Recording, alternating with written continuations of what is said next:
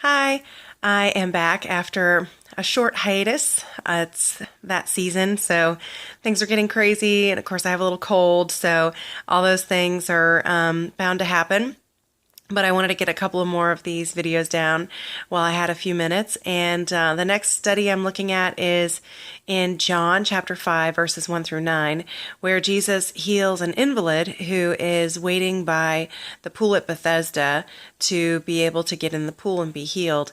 The first thing that I came across was in the commentary saying that not all versions of the Bible have all these verses, because one of the verses says that an angel would stir the waters and would impart healing properties to the water, so the first person to get in would be healed of their sickness.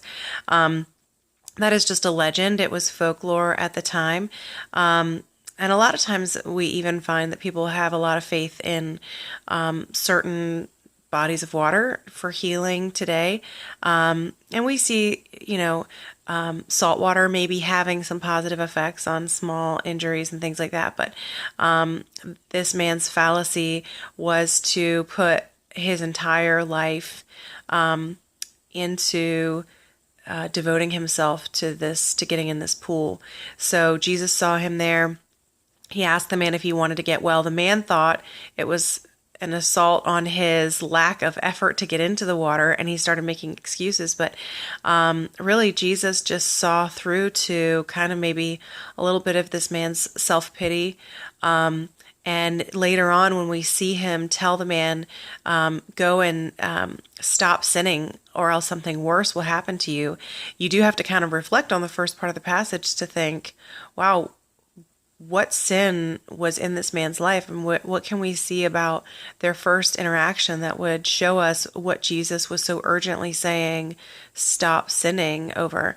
So there were definitely a few things he believed in this legend, and he also possibly did have some self-pity, and just was not living out God's plan for his life, despite, whatever circumstances he was in. So we see also through this passage an interaction with Jesus, it's a foreshadowing of an interaction with Jesus and the Pharisees over some Sabbath misdeeds. We're going to have a couple of more studies on the Sabbath coming up soon here. So he had told the man to pick up his mat and walk. It was specifically forbidden to carry any load on the Sabbath. So I took a look at maybe why that would have been okay for this man to do, why Jesus would have been justified in telling him to do that, even though it was the Sabbath. So take a look. I hope you like this one, and I'll see you again next time.